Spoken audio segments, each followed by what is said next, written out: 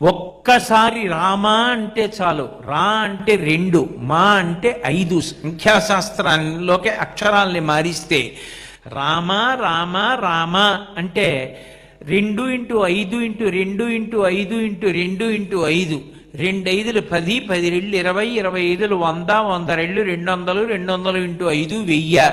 సహస్రనామ తత్తుల్యం రామనామ వరాననే. రామనామము రామనామము రమ్యమైనది రామనామము అండంలో 3 మాటలు రామ రామ రామ అన్నారు కాబట్టి విష్ణు సహస్రనామ స్తోత్రాన్ని పారాయణ చేసినట్టు. మీ అందరూ కూర్చుని ఓ 50 మాటలు రామనామం భజన చేసి వెళ్ళిపోయారు. ఎంత సంతోషంగా ఉంటుంది అర్చకులకి, ఎంత సంతోషంగా ఉంటుంది దేవాలయాలు నిర్మించిన వాళ్ళకి. మీ అందరూ కూడా 50 మాటలు చెప్పారు కాబట్టి 50 మాటలు విష్ణు సహస్రనామ స్తోత్ర పారాయణం చేశారని ఈశ్వరుడు అనుగ్రహిస్తాడు. జగద్గురువులు ప్రతిష్ఠ చేసిన క్షేత్రం కాబట్టి ఇక్కడ చేస్తే సహస్ర ఫలితం.